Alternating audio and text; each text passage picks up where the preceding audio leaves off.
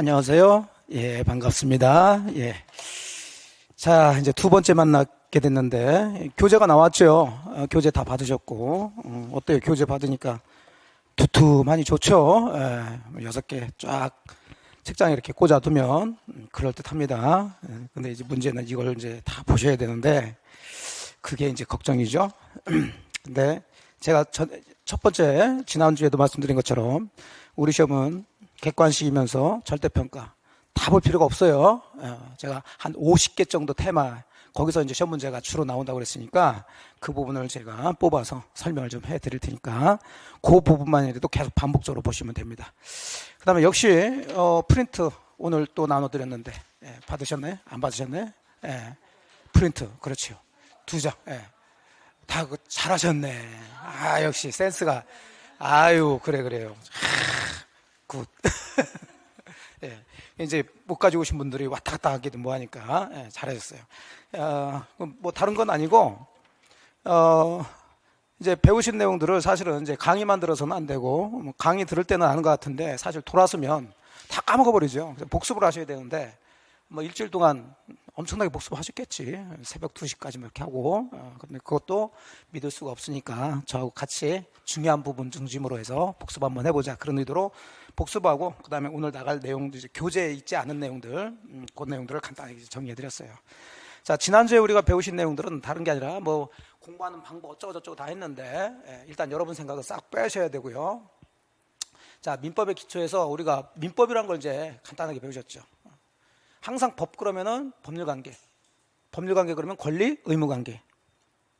그 중에 민법은 민이니까 개인과 개인 사이의 법률관계를 규율한 게 민법이다, 이렇게 들어갔어요. 그럼 결국 우리가 민법에서 배우실 내용들은 권리와 의무를 배우시게 된다고 그랬어요. 그 중에서도 뭐 중심으로 해서 권리 중심으로 해서 배우신다고 그랬죠. 근데 권리 중심으로 배우시지만 반대는 뭣도 있다? 의무. 항상 이걸 이제 동전의 앞면과 뒷면으로 보는 거예요. 그러니까 매매 계약을 했다. 그럼 여러분이 제 부동산을 샀다. 그럼 여러분은 저한테 그 부동산의 소유권을 이전해 달라는 뭐가 있어요? 권리가 있는 반면에 대신에 여러분은 저한테 대금을 줄 의무가 있는 거죠. 반대로 저도 여러분한테 대금 달라는 권리가 있는 대신에 저는 여러분한테 소유권 넘겨줄 의무. 이런 식으로 권리와 의무는 뭐 다는 아니지만 일반적으로 동전의 앞면, 뒷면. 자, 그러면 그런 걸 배우시는데 그 중에서도 이제 민법은 권리 중심으로 해서 배우시게 되고, 그 권리의 대표적인 게 물권하고 뭐가 있다고 그랬나요? 채권이 있다고 그랬죠. 그래서 이제 우리는 물권, 채권 중심. 물론 권리는 이거 외에도 여러 개의 권리가 있어요. 근데 이제 물권하고 채권을 중점적으로 배우셔야 된다. 자, 그래서 이제 권리 종류 중에 물권이 뭐고 채권이 뭔지를 알고 들어가셔야 되는데, 뭐 권리는 힘이라고 그랬죠. 힘. 이익을 누릴 수 있는 힘인데, 물권은 말 그대로 물건에 대해서 이익을 누릴 수 있는 힘이다. 그러니까 막 외울 건 아니에요. 그냥 물건 그러면 뭐 생각나시면 된다? 물건. 물건에 대해서 이익을 누린다. 물거대한 권리다. 자, 그러면 여기서 말하는 그 이익이라는 것은 물건을 사용도 하고, 그 다음에 수익도 얻고, 그 다음에 처분도 할 수 있는 그런 내용을 가지고 있죠. 이런 것을 이제 물건이라고 그래요. 근데 채권은, 자, 사람에 대한 권리인데, 주의하실 것은 특정한 사람이에요. 특정한 사람. 모든 사람이 아니라 특정한 사람에 대해서 일정한 행위를 요구할 수 있는 권리죠. 자, 이걸 이제 채권이라고 그런다. 자, 프린트입니다. 그래서 항상 채권 그러면 특정한 사람, 즉 채권이라는 권리를 가진 사람과 반대는 의무자니까 이 의무를 우리가 뭐라 하냐면 채무라고 그래요. 그러니까 특정한 채권자와 특정한 채무자 사이 관계를 얘기하는 거예요. 그래서 이 사람은 그 권리를 얘한테만 주장하면서 뭘 해달라고 요구할 수 있는 거지, 다른 사람한테는 이 권리를 가지고 주장할 수가 없다. 하지만 물건은 이 물건에 대해서 이해관계 있는 사람, 모든 사람한테 이 물건 가지고 주장할 수가 있죠. 그래서 이제 이 물건과 채권을 우리가 배우셔야 되는데, 구체적인 것은 이제 하나씩 배우시고 큰 틀로 해서 가장 대표적으로 이제 비교할 거, 자, 대항력이 있냐 없냐 이 문제죠. 물건이든 채권이든 권리를 가진 사람이 있는데, 자, 권리는 물건이든 채권이든 보여요 안 보여요? 안 보여. 그걸 먼저 생각을 하면서 들어가셔야 돼요. 근데 있다 없다? 있죠. 그래서 문제가 되는 거죠. 있는데 보이지 않는 것을 우리가 배우려니까 그게 참 힘들단 말이에요. 우리가 보이는 걸 배울 때는 쉬워. 만일에 에어컨을 배운다 그러면 저렇게 생기고 뭐 색깔이 이러면 금방 이해가 되는데, 보이지 않는 권리를 우리가 배우다 보니까 조금 어려운 면이 있어요. 자, 어쨌든 간에 그 권리를 가진 사람이, 대항이라는 것은 계약 당사자 아닌 사람한테도 뭐 할 수 있다? 주장. 그런 효력이 있냐 없냐 그 문제예요. 자, 가장 기본적인 차이점으로 물권이라는 권리는 대항력이 있다 없다? 있다 그래요. 좀 전에 보신 것처럼 이 물건과 관련되어 있는 모든 사람에 대해서 다 주장할 수 있다는 거죠. 여러분이 아파트의 소유권을 가지고 있어, 가장 대표적인 물건이 소유권이니까, 그럼 여러분이 가지고 있는 소유권 가지고 누구한테든 이건 내 아파트다 주장할 수가 있는 거죠. 꼭 아파트 산 사람한테만 주장할 수 있는 건 아니죠.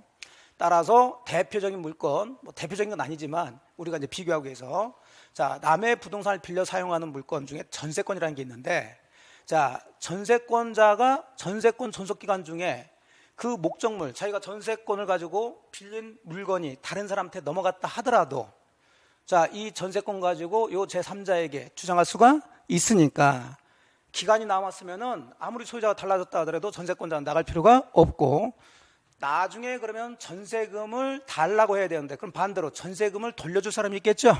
자, 전세금 반환 의무는 이제 이런 게 시험 문제에 나오는 거죠. 전 소유자에게 있다, 새로운 소유자가 있다. 자, 새로운 소유자가 부담을 해줘야 된단 말이에요. 즉, 그 얘기는 대항력이라는 것은 그 부동산을 인수받은 사람이 그 전 사람의 법적 지위를 그대로 승계받는다고 보는 거죠. 이걸 대항력이라고 그래요. 근데 채권은 좀 전에 보신 것처럼 특정한 사람이 특정한 사람한테만 주장할 수 있는 거죠. 그러니까 이 사람이 아닌 사람한테는 주장할 수가 없다. 그래서 대항력이 없다. 그래서 비교해서 이제 임대차에서 임차권이란 권리가 있는데, 임차인이 가지고 있는 임차권, 이거 채권이죠. 자, 그런데 아직 임대차 존속기간 중에 똑같이 목적물이 다른 사람한테 넘어갔단 말이에요. 자, 그러면 이 임차인은 자기가 가지고 있는 임차권이 있다 하더라도 임대인한테만 주장할 수 있지, 이런 사람한테는 주장할 수가 없죠. 따라서 이 새로운 소유자가 아무리 존속기간, 임대차 존속기간 중이라 하더라도 새로운 소유자가 이제 내가 소유자니까 나가시오, 그럼 나갈 수밖에 없고요. 그럼 보증금을 받아야 되는데, 이 임차인은 원칙으로 양수인한테도 보증금 달라고 청구할 수 없죠. 즉, 반대로 얘기하면 여기는 전세금 반환 의무 쪽으로 얘기했는데, 그럼 반대로 하면 보증금 반환 의무는 양수인이 부담하는 게 아니다. 대항력이 없다는 얘기예요. 원래 계약을 한 임대인한테 달라고 해야 되죠. 자, 가장 기본적인 얘기고, 그 다음에 두 번째 비교할 게, 권리를 가지고 있는 사람이 그 권리를 다른 사람한테 넘길 수 있는가 없는가 그 문제죠. 처분이 자유롭냐 제한되냐 그 얘기죠. 자, 물건은 특정한 사람과의 관계가 아니니까 언제든지 처분이 자유로워요. 그래서 전세권이라는 권리를 가지고 있는 전세권자는, 자, 전세권 설정자, 좀 이따가 이제 설정자 얘기가 나오지만, 목적물의 부동산 소유자를 얘기하는 거예요. 자, 이 사람의 동의 없이도 자기가 가지고 있는 전세권을 타인한테 넘겨서 이제 네가 사용해라, 또는 담보로 제공하고 돈 빌리고 이렇게 할 수가 있어요. 원칙적으로 자유롭게 할 수가 있습니다. 하지만 채권은 항상 특정인과 특정인의 문제니까, 자, 얘한테만 주장해야지, 또 이 사람은 또 얘한테만 의무를 이행을 해야 되니까 함부로 채권은 처분할 수가 없어요. 처분 가능하지만 제한된다는 얘기죠. 자, 그래서 임차인은 지가 가지고 있는 임차권을 넘길 수는 있는데, 그러려면 임대인의 뭐가 있어야 된다? 동의 없이는 임차권 양도하거나 그 임차물을 또 다른 사람한테 빌려줄 수는 없다. 자, 이런 기본적인 차이점, 물권, 채권. 그걸 항상 물권법 들어가면, 채권법 들어가면 그런 원리를 잘 잡으시고서 이제 들어가시면 돼요. 그 다음에 이제 뭐 전세권이든 임차권이든 다 다른 사람의 부동산을 빌려 사용하는 권리인데, 그럼 사용하다 보니까 비과출조세서 이걸 유지 수선해야 되는데 누가 해야 되냐 이 문제죠. 자, 전세권에 있어서는 전세권자가, 전세권 설정자가, 전세권자, 물권자가 스스로 현상 유지하고 수선을 해야 돼요. 이런 거 지문 나오죠. 여기에 전세권 설정자를 바꿔놓는단 말이에요. 틀린 지문이 되죠. 그러면 전세권자가 고쳤어요. 자, 그래서 고쳤으면 고친 비용이 있을 텐데, 자기 목적물, 부동산을 고친 게 아니라 다른 사람 걸 고쳤는데, 그럼 그 고친 비용, 이걸 필요비라고 그러죠. 이거 달라고 할 수 있는가 그 얘기인데, 원래 수선은 누가 해야 돼요?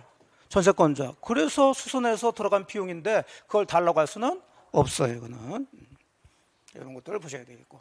하지만 임대차에서는 채권 관계에서 자 누가 유지 수선을 해야 되느냐 그 얘기인데, 여기는 누가 해줘야 돼요? 임대인 측에서 해야 돼. 임대인 측에서.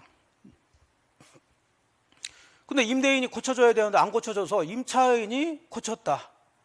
자, 그럼 당연히 고치지 않아도 될 사람이 고쳤으니까 고친 비용 내놓으세요 할 수가 있어야 되겠죠. 그래서 임차인은 필요비 청구할 수가 있습니다. 자, 이런 것들이 이제 가장 기본적으로 지문에 나오는 얘기고, 물건과 채권을 구별하는 가장 비교점으로 여러분이 기억을 하실 내용들이에요. 자, 여기까지 아마 지난주에 쭉 한번 살펴보셨을 거예요. 그럼 계속 이제 이어서 들어가 봅시다. 그럼 이런 물건과 채권이라는 권리를 배우시는데, 다시 얘기하지만 이 물건이나 채권이라는 권리는 안 보인다고 그랬죠? 근데 있다 없다? 있다. 자, 있으면서 가만히 있는다, 움직인다? 움직여요. 생각해 보세요. 여러분이 아파트의 소유권을 취득했을 텐데, 태어나면서부터 소유권 취득하고 뭐 그런 분도 계시겠지만 그렇지 않고 어느 순간인가 다른 사람이 가지고 있는 소유권을 이어받았을 거 아니에요. 예. 그럼 그 사람이 가지고 있던 소유권이 자기한테 넘어온 거지. 예. 이렇게 권리는 가만히 있는 게 아니라 움직인다고요. 자, 움직이는 것을 한자로 뭐라고 하면 돼요? 변동이라고 하면 된다고. 그러니까 법률 용어는 자꾸 우리가 쓰지 않는 얘기를 많이 쓰는데 어려운 게 아니라고요. 한자를 살짝 바꿔놓으면 돼요. 자, 그러면 이제 우리는 이 권리의 변동이라는 게 어떻게 해서 일어나는지 이제 이런 걸 배우시게 되는데, 요게 이제 전체적인 민법의 구조예요. 자, 요걸 이제 그림으로 간단하게 설명드리고서 이제 들어가서 보도록 할게요. 자, 우리 민법은 어떤 원인이 있으면 어떤 결과가 발생할 것이냐.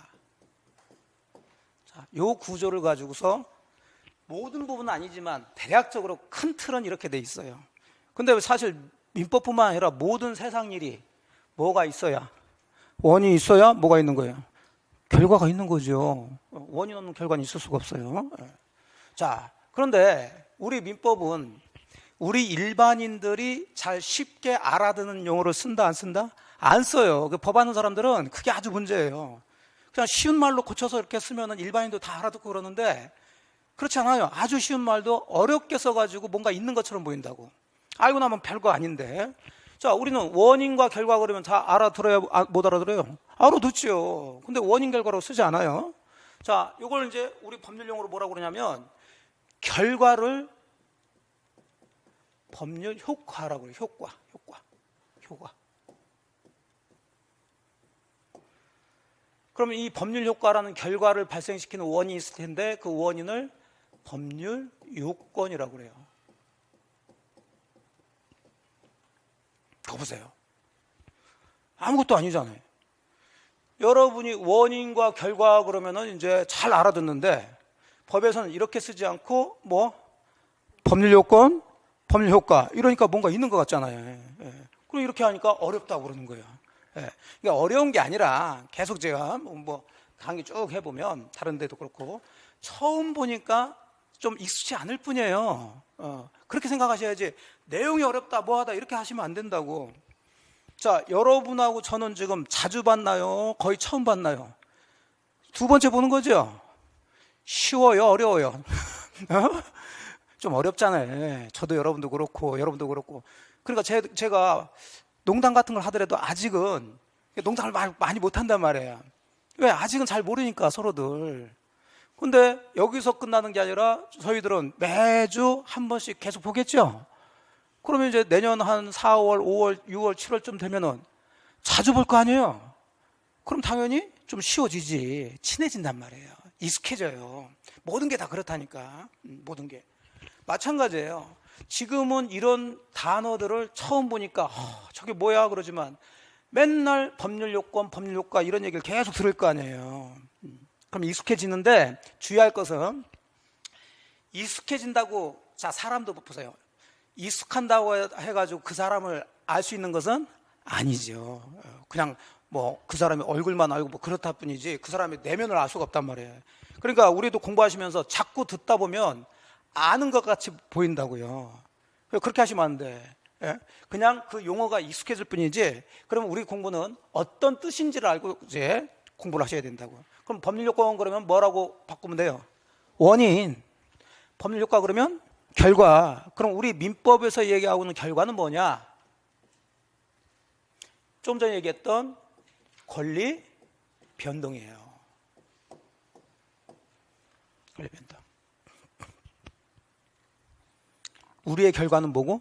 합격이고. 민법에서 결과는 뭐라고요? 권리 변동이고. 그걸 뭐라고 한다? 법률 효과. 자, 그럼 권리 변동의 가장 단순한 거, 여러분이 가장 쉬운 거, 아까 얘기했던 아파트 소유권이 이전되는 거죠. 제가 가지고 있는 아파트 소유권이 여러분한테 넘어간다고. 그걸 뭐라고 표현해요? 권리 변동.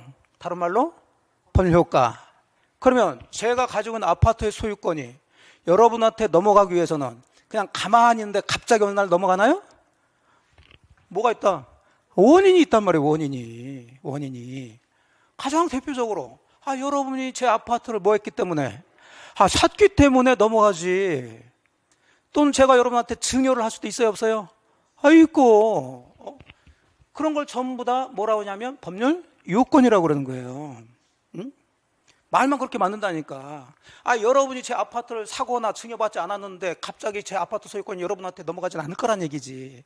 자, 그런데 이 법률 요건, 원인인 법률 요건에는 이제 여러 가지가 있고 이제 그걸 우리가 구체적으로 하나씩 배우시는데 여기서는 이제 크게 둘로 나눠 보면 원인인 법률 요건을 민법에 있는 여러 가지를 딱 크게 둘로 나눠주면 가장 일반적인 게 자, 소유권이 이전되기 위해서는 여러분이 제 아파트를 샀다고 그랬어요. 그럼 산 매매가 뭐가 되고 원인 법률 요건이 되고 거기에 따른 소유권 이전이 조금 좀 달라요. 사실은 조금 다른데 이제 여러분 쉽게 이야기해요. 소유권 이전이란 결과가 법률 효과가 되는 거죠. 그러면 여러분은 그 아파트를 제 아파트를 사는데 국가가 강제적으로 사라고 시켰나요? 아니죠. 여러분 뭐대로? 의사대로 스스로 의사대로 사고 싶어서 산 거지.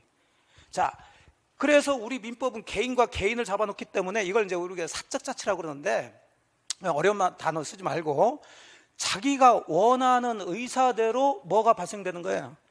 법률과 권리 변동이 일어나는 거지.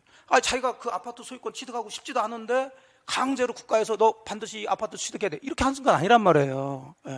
자, 이런 걸 전부 다 우리가 뭐라고 그러냐면 법률 행위라고 그래요.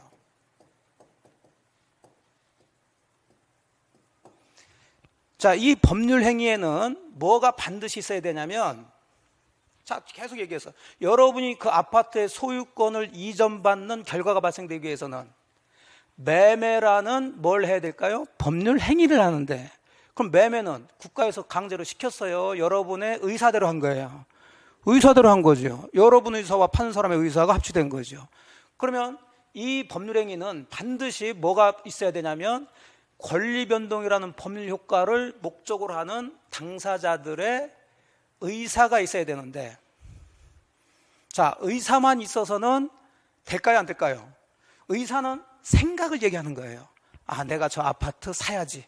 저 아파트 소유권 취득해야지. 그렇게만 해서는 여러분이 아파트의 소유권을 취득할 수 있어요? 없어요? 없지. 그걸 뭘 해야 돼요? 그걸.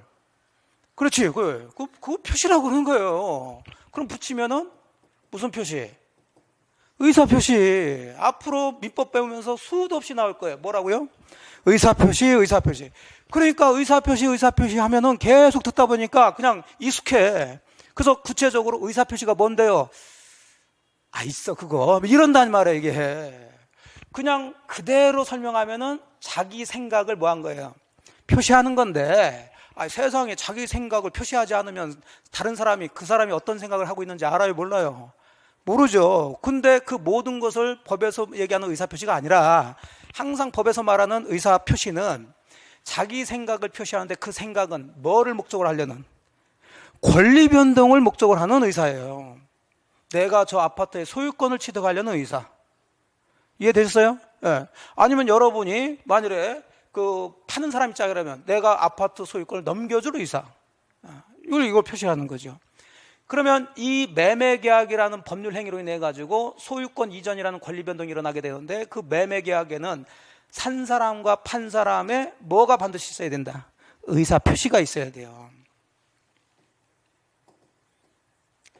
요게 각종 계약 같은 것들이 있겠죠.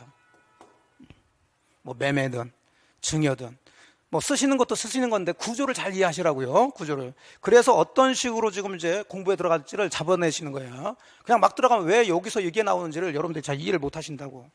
자, 그럼 첫 번째 가장 흔한 게 뭐로 인해서? 법률 행위로 인해서 뭐가 일어나는 거예요? 권리 변동이 일어나는 거예요. 그럼 각종 계약을 하잖아 이게. 자, 그런데 꼭 권리 변동이라는 법률 효과는 꼭 법률 행위가 있어야지만이 권리 변동이 일어나느냐? 그렇지 않다는 거예요.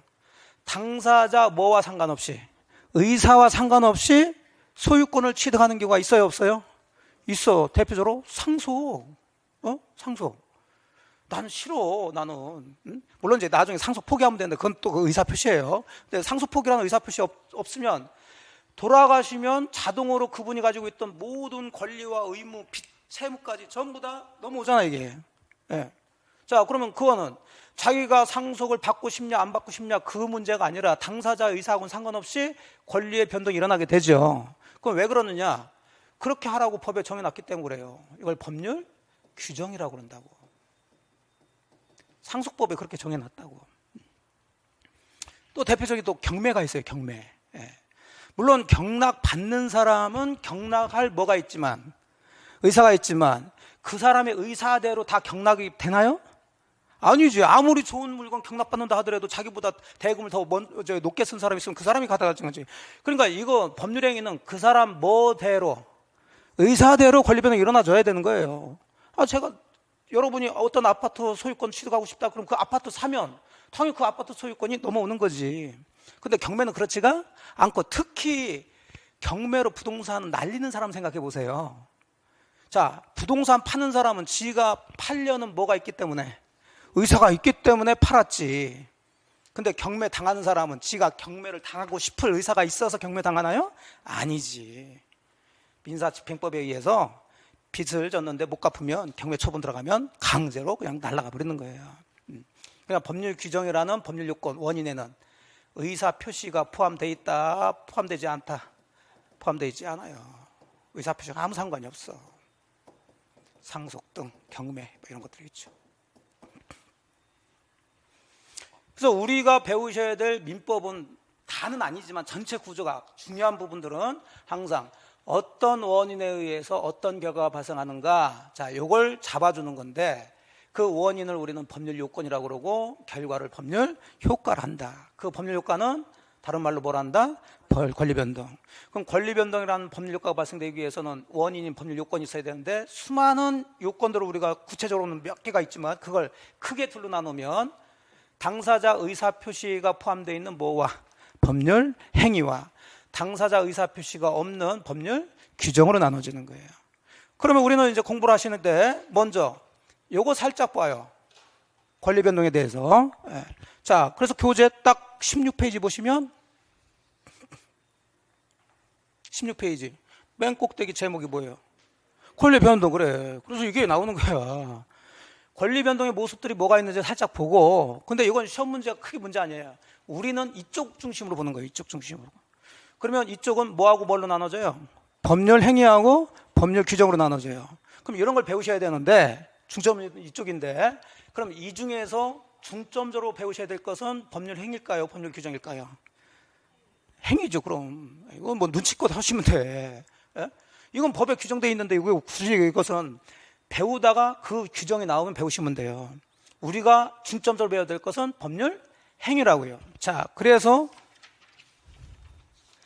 23페이지를 펴보세요. 자, 그 다음 나오는 제목이 뭐가 나와요? 그 법률 행위가 나오잖아. 예.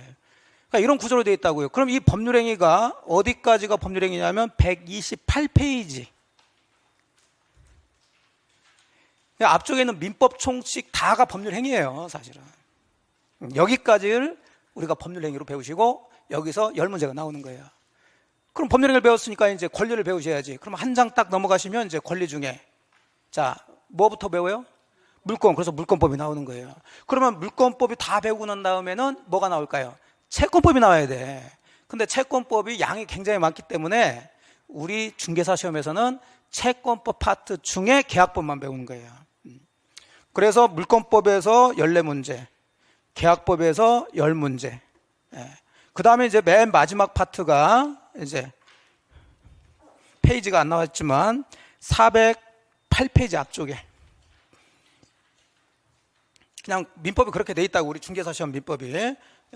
민법으로 규정을 하게 되면 좀 문제가 많거나 아니면 민법으로 규정할 수 없는 부분들마다 법을 하나씩 만든다고 그랬고, 그걸 우리가 민사 특별법이라 한다고요. 그래서 여기서 별도로 민법이 아닌 다른 법 5가지를 배우시게 돼요. 여기서는 이제 6문제가 나와요. 6문제. 이렇게 해서 이제 전체적으로 민법 및 민사특별법 이렇게 돼 있다고요.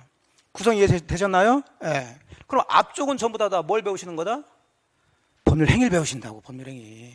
예, 법률행위. 그럼 다시 보세요. 법률행위 그럼 이제 안다니까, 많이 듣다 보니까 맨날 하는 게 법률행위. 자, 그러면 가장 단순하게는 뭐라고 생각하시면 돼?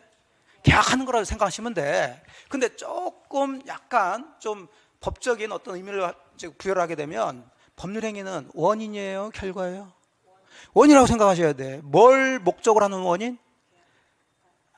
권리변동. 그렇죠. 권리변동을 목적으로 하는 원인이라니까, 법률행위는. 근데 반드시 그 법률행위에는 뭐가 있어야 된다고요? 뭐가 있어야 된다고? 그 의사표시가 있어야 된다니까. 그 구조를 잡지 못하면, 자, 넉나가시면 안 돼. 예, 넉나가시면 안 돼. 지금 잘 보셔야 돼. 제가 용어를 정확히 잡으셔야 된다고 그랬어. 이게 아무리 공부를 열심히 해가지고 뭐 갑을병 해가지고 한다 하더라도 용어를 못 잡으면 도루묵이야. 꽝이야, 꽝. 예? 그래서 지금 11월, 12월 과정에서는 물론 용어 중심으로 설명해 드리겠고, 그 다음에 50개 테마가 있는데 그 중에 한 20개 테마를 조금 더 깊이 들어갈 거예요. 처음부터 조금, 우리는 시험 봐야 되니까. 근데 이제 이런 얘기들은 이제 제가 한 1월 달까지는 얘기해 드리지만 그다음부터는 이런 얘기 할 시간이 없어. 이제 그냥 무조건 이제 들어가는 거예요. 그러니까 이제 제가 항상 걱정되는 게 늦게 오신 분들, 3월, 5월에 오신 분들이 계시다니까. 미친다, 미쳐. 제가 이런 얘기 모르고서 막 법률행위부터 직접 들어가니까. 그럼 여러분 한번 생각해 보세요. 아무 생각 없이 법률행위 하면은 이게 뭐야 이렇게 들어가겠지. 이 구조를 먼저 잡고 가시라니까. 그래서 항상 법률행위는 권리변동이라는 효과를 발생시키는 뭐다? 원인이다. 근데 그 법률행위는 반드시 뭐가 있어야 된다? 의사표시. 계약을 하려면 당연히 계약할 의사표시가 있어야 되는 거지. 자, 이해되셨죠? 그 얘기가 교재가 아니라 프린트에,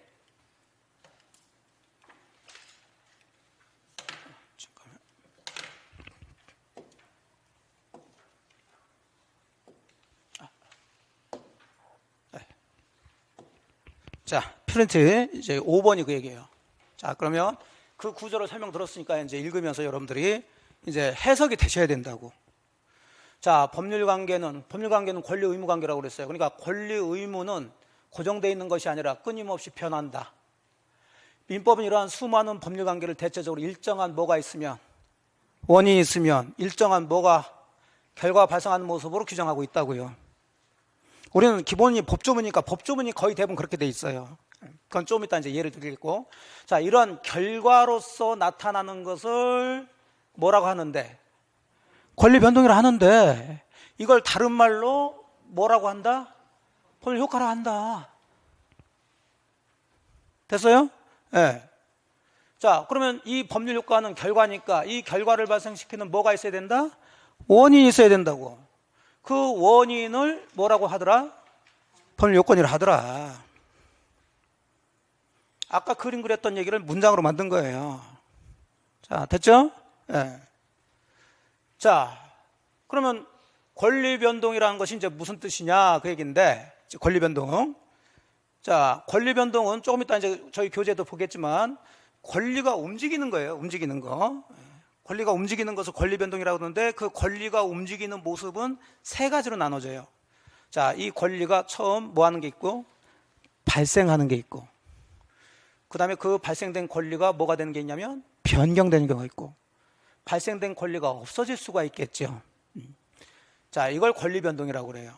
권리의 변동은 권리의 발생, 변경, 소멸을 얘기하는 거예요. 여기까지 접수가 됐나요? 그럼 이건 권리를 중심으로 얘기하는 거고, 항상 이 권리는 혼자 있다, 권리 가진 사람이 있다. 가진 사람이 있겠죠. 그럼 그 권리를 가진 사람 입장에서 본다면, 권리가 발생했다는 것은 그 사람이 그 권리를 뭐 했다는 얘기냐면 취득을 했다는 얘기예요. 그러니까 같은 얘기를 이제 다시 표현을 하고 있는 거예요. 자, 예를 들어서 여러분이 남의 부동산을 사용하려면 함부로 사용하면 돼요, 안 돼요? 안 되고, 그럼 사용할 수 있는 뭐가 있어야 돼요? 권리가 있어야 되고, 그 대표적인 권리로 제가 지난주부터 뭐를 예를 많이 들었어요? 전세권. 그럼 여러분이 전세권을 뭘 해야 돼? 취득을 해야 될 거 아니에요. 그럼 전세권 취득이라는 결과가 발생되기 위해서는 전세권 설정 뭐를 해야 돼요? 계약을 해야지. 이게 법률 행위 아니에요, 지금. 전세권 설정 계약도 안 하고 전세권을 취득할 수는 없죠.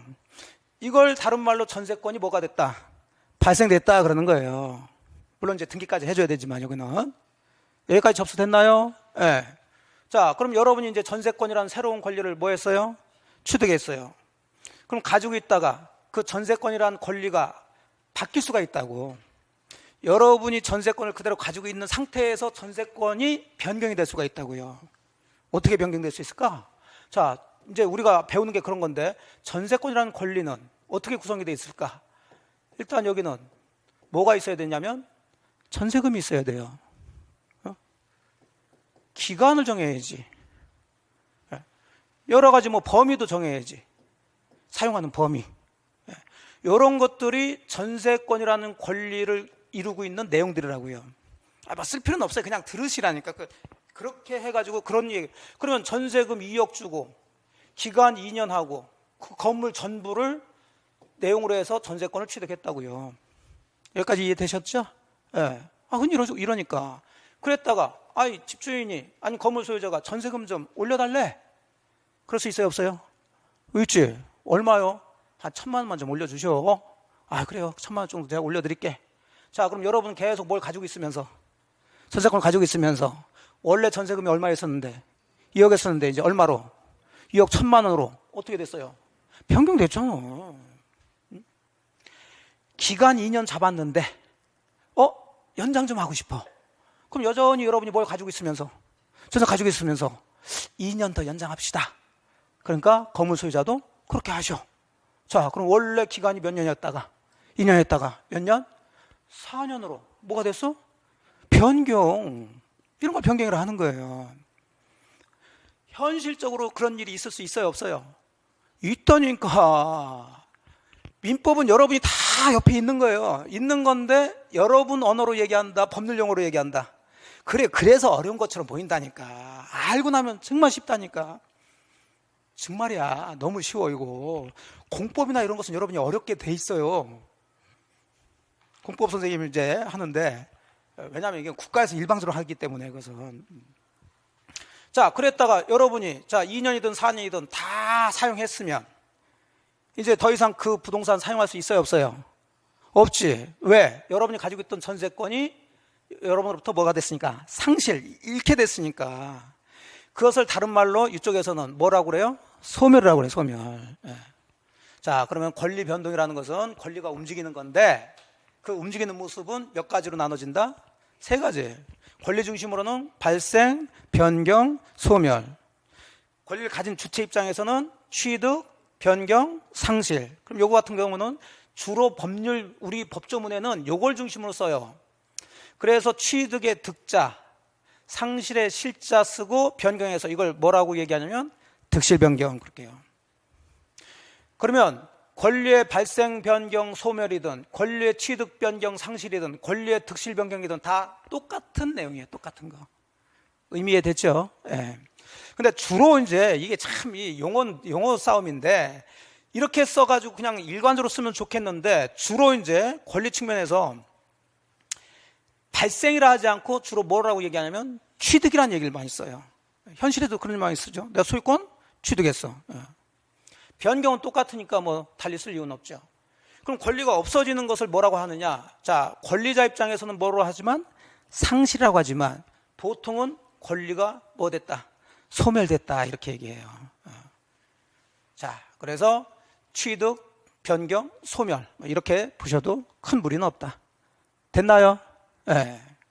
그러니까 이런 것들이 시험 문제 나오는 거 아니에요. 그냥 지금 말을 배우시는 거예요. 그러면 이런 것들은 원인이다, 결과다? 결과라고요. 그럼 이런 결과가 발생되기 위해서는 뭐가 있어야 된다고요? 원인. 그 원인을 뭐라고 한다? 법률 요건. 자, 그 법률 요건은 수많은 것들이 있는데 그걸 크게 둘로 나누니까, 자, 동그라미 2번 들어갑니다. 자, 그 행위자의 뭐대로?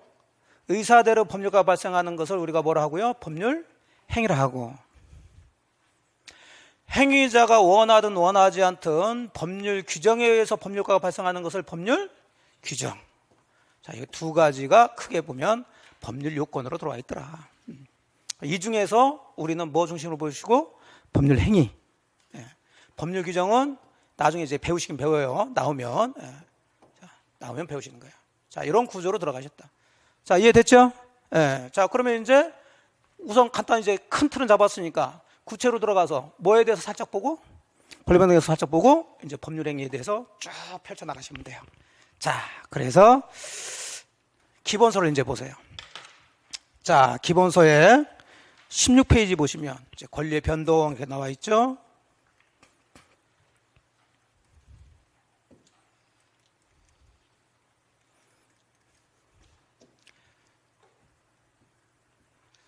다 했던 얘기 했을 때였고, 자, 2번 봅니다. 권리 변동의 형태 그랬어요. 권리 변동의 모습을 얘기하는 그 모습. 자, 발생, 변경, 소멸. 다른 말로는 취득, 변경, 상실. 그럼 이걸 이제 하나씩 보는 거예요. 근데 이쪽도 여기 보신 것처럼 그렇게 시험에 문제가 많이 나오지 않는 거예요. 그래서 그냥 용어만 보시고, 주로 그러면 우리가 권리 변동 그러면은 뭘 많이 보냐면, 권리 뭐 하는 거? 취득하는 거 중심으로 봐요. 그래서 요거 하나만 간단히 보고 들어갈게요. 자, 권리 취득은 크게 둘로 원시 취득이라는 것과 승계 취득이라는 것으로 나눠져요. 절대적 발생 이런 건 볼 필요는 없어요. 그럼 원시 취득은 말뜻 그대로 원시적으로 취득했다는 얘기니까 이 권리를 취득한 사람 앞에 그 권리를 가졌던 사람이 있었을까요? 없었을까요? 없었지. 이 사람이 최초로 취득한 거예요. 그러면 민법에는 원시 취득이 여러 개 있는데 지금 우리가 그걸 배우는 건 아니고 여러분이 가장 쉽게 이해할 수 있는 게, 자, 여러분이 대지를 가지고 있었어요. 그러면 이미 이 대지에는 소유권이 있는데 그 나대지에다가 여러분이 건물 한 채를 신축을 했어요. A 건물을. 그럼 당연히 건물이라는 새로운 물건이 생겼고, 그럼 당연히 이 건물의 소유권을 여러분이 건물 졌으니까 여러분이 소유권을 취득했겠죠. 자, 이런 취득을 무슨 취득을 하는 거예요? 원취득을 하는 거예요. 그래서 항상 원취득은 지저분하게 뭐가 붙어 있을까요? 깔끔할까요? 깔끔해요. 다른 사람부터 이렇게 이어받는 것은 거기에 뭐 가압류도 붙어 있을 수 있고 뭣도 붙어 있는데 이건 깔끔합니다. 아주 원시적이라는 얘기죠. 그래서 뭐 여러 가지가 있지만 지금 봐야 아무것도 모르고 건물을 신축할 때 건물 소유권 취득. 자, 이런 것들을 우리가 무슨 취득을 한다? 원시 취득이라고 그래요. 어렵지 않잖아요, 이런 것은. 근데 또 취득에는 또 무슨 취득이 있어요? 승계 취득이 있죠. 그러면 제가 항상 말씀드린 것처럼 쭉 읽지 마시고 쪼개서 보란 말이에요. 취득은 어차피 우리가 보셨으니까. 승계라는 단어는 앞선 사람이 있다, 없다? 있다는 얘기죠. 이어받았다는 얘기니까. 자, 근데 이 승계 취득이 또 크게 둘로 나눠져요. 이전적 승계하고 설정적 승계, 또 이전과 설정으로 나눠지는데, 사실 여러분 공부하시기 전이라도 소유권 이전받았다, 뭐 그 정도는 알 수 있죠. 네. 그러면 제가 이걸 설명을 드리는데 권리에 대한 거예요. 자, 권리는 보이지 않으니까 제가 이제 예를 들게요. 이게 권리예요. 네. 자, 제가 이 권리, 뭔지 모르겠지만 이 권리를 가지고 있는데, 이 권리를 여러분한테 몽땅 다 주는 것, 이걸 뭐라 하냐면 이전이라고 그러는 거예요. 그럼 이제는 저는 이 권리를 가지고 있다, 상실하고 여러분이 새로 취득한 거죠. 예, 이걸 이전이라고 그래요. 그러니까 이전에 이제 흔히 우리 현실에서 많이 있는 거죠. 특정 승계, 포괄 승계가 있는데 이건 지금 보실 건 아니고. 근데 설정이라는 건 무슨 뜻이냐면, 자, 이런 뜻이에요.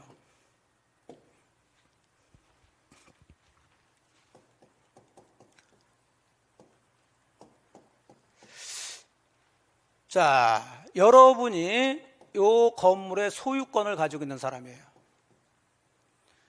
그걸 제가 사서 대금 다 주면 이 소유권이 저한테 넘어오겠죠? 자, 이런 걸 우리가 뭐라 한다고요? 이전이라 한다고. 근데 제가 저 건물을 사용은 하고 싶은데, 그러면 사서 소유권을 취득하면 자유롭게 사용할 수 있는데 살 돈이 없어. 그럼 빌려서 사용할 수도 있겠죠? 그럼 빌려서 사용할 수 있는 가장 대표적인 권리가 계속 얘기하고 있어요. 무슨 권? 전세권. 그럼 저는 전세권이라는 권리를 뭘 해야 돼요? 취득해야지. 그럼 전세권 취득은 전세권아 와라 그러면 와진다, 뭔가 원이 있어야 된다. 원이 있어야 되고, 그러려면 여러분하고 전세권 설정 뭘 해야 돼요? 계약, 법률행위, 원인. 물론 이제 여기는 등기까지 해야 돼요. 자, 이렇게 하면 제가 전세권을 뭐 했나요? 취득했죠. 우린 권리 취득을 얘기하고 있으니까. 그러면 이 여러분의 건물에 여러분은 생전 처음 저한테 빌려줘가지고 생전 처음 전세권이 저한테 취득이 됐어요. 그러니까 이 전세권을 취득한 사람은 제 앞서서 있다 없다? 없어. 제가 최초로 전세권을 취득하는 거예요. 여러분 건물에. 자, 이거 원시 취득일까 승계 취득일까 이 문제예요. 가끔 다른 시험에 그런 얘기를 이제 문제를 냅니다. 이런 건 최초로 취득했다고 해서 원시 취득이라고 그러지 않아요. 그러면 이 전세권 취득은 무슨 얘기냐? 이건 여러분의 소유권을 이쪽으로 승계가 된 건데, 자, 이전은 소유권 전부가 넘어왔다고 그랬죠? 그렇죠? 네. 요건 설정이라고 그래요. 설정. 무슨 얘기냐면 이 소유권이라는 권리는, 그러니까 이제 우리가 그런 걸 다 배우시는데, 권리는 안 보이는데 각각의 내용이나 효력이 같을까요? 다를까요? 달라. 그냥 그런 거 배우시는 거야. 그럼 소유권이라는 권리가 이제 여러분이 가장 흔하게 듣는 권리인데, 이 권리의 내용은 계속 얘기했어요. 저 물건을 쥐가 마음대로 뭐 할 수 있고, 사용할 수 있고, 수익도 낼 수 있고, 처분도 할 수 있는 거예요. 사용수익은 항상 같이 보시면 돼. 그래서 가장 완벽한 물건이라고 그러는 거예요. 쥐 마음대로 할 수 있는 거예요. 그러니까 여러분이 가지고 있는 이 건물에 대한 소유권에는 이 내용이 들어가 있단 말이에요. 지금 법적으로. 요걸 그대로 제가 사가지고 넘겨받는 것을 이전이라고 그런다고요. 근데 제가 그러지 못하고 이 건물을 사용하긴 사용하는데 뭘 취득해서? 전세권 취득해서 사용하는데, 이 전세권 취득은 제가 저 건물에 최초로 취득했다 하더라도 원시 취득이 아니라 여러분이 가지고 있는 소유권의 내용 중에 일부만 넘겨받은 거예요. 그럼 소유권의 내용은 사용수익과 처분이 있는데 뭘 넘겨받았을까요? 사용수익을 넘겨받는 거예요. 자, 이게 권리인데 제가 이 권리를 다 주는 걸 뭐라 하고? 이전. 그 중에 일부를 떼서 주는 것을 뭐라고 그래? 설정이라 한다니까. 설정. 일부를 넘겨주는 거. 그러니까 잘 생각하셔야 돼. 이게 지금 안 보이는 걸 제가 지금 보이게끔 얘기를 하는 거야. 이게 소유권이란 건데, 소유권 내용에는 사용수익, 처분이라는 내용이 있는데 이걸 전부 다 왕창 주는 걸 뭐라 하고? 이전. 그 중에 일부만 넘겨주는 것을 설정. 넘겨주니까 이것도 승계죠. 예. 그러면 전세권은 소유권 내용 중에 이것만 넘겨받는 거예요. 그러니까 당연히 전세권자가 사용하는 동안에는 이 사람 이 건물에 소유권은 있어요? 없어요? 있지만 지가 소유자라고 사용하면 된다 안 된다? 안 되지. 이걸 넘겨줬으니까. 하지만 처분할 수는 있겠죠. 전세 써놓고 처분할 수 있지. 이해됐어요? 네. 그래서 설정이라는 것은 정리하면 앞선 사람의 권리 전부가 넘어오는 게 아니라 일부가 넘어오는 것을 뭐라 한다? 설정. 그러면 예를 들어보죠. 그럼 설정은 어느 때 얘기가 되냐면 이 소유권을 토대로 해가지고 소유권이 아닌 권리를 취득할 때 뭐라 한다? 설정이라고 그래요. 그럼 이건 전세권 설정 이렇게 얘기하겠지. 예를 들어보죠.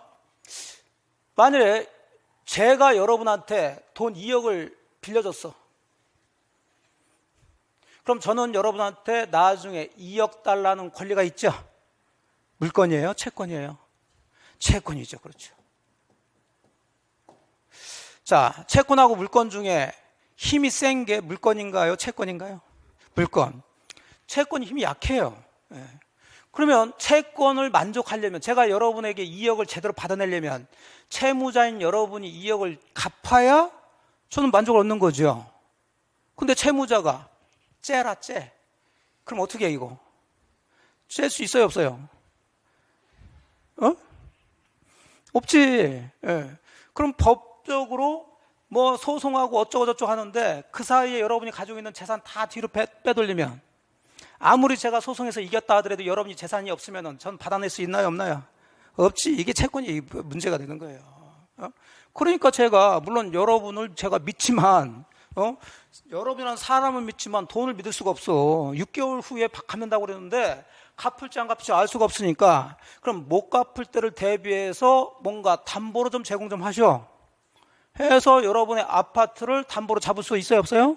있죠. 그 담보를 우리가 뭐라 한다고 했어요 지난주에? 저당권이라고 그러지. 그럼 저는 돈 2억을 빌려주고 못 갚을 때를 대비해 가지고 이 아파트를 저당권 취득을 한단 말이에요.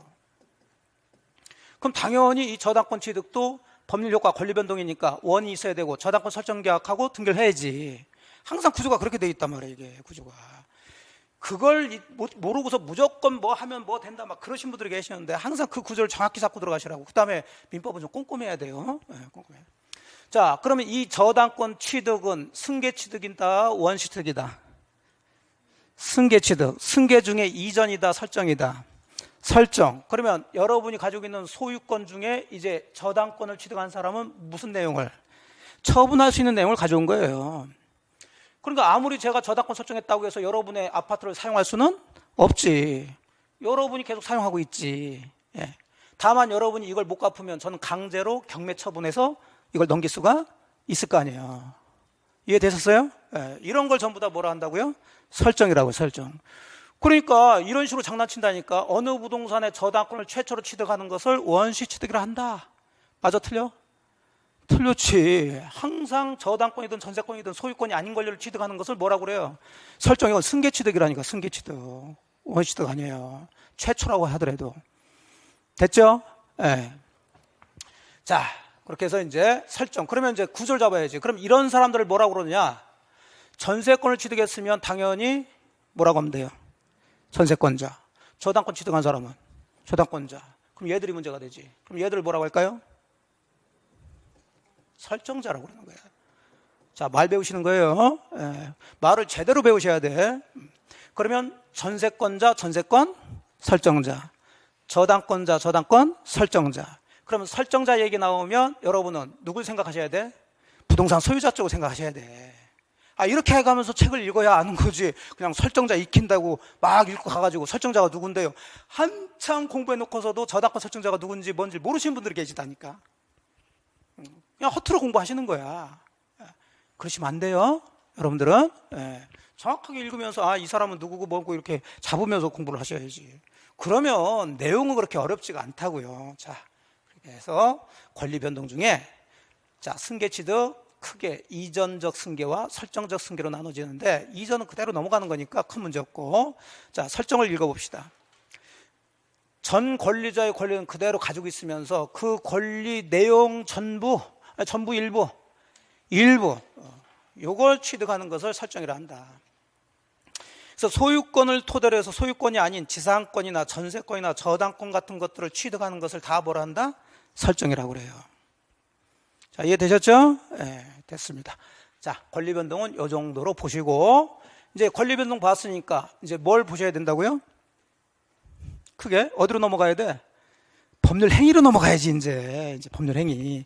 그래서 교재는 23페이지를 펴놓고, 졸리니까 좀 쉬자고요.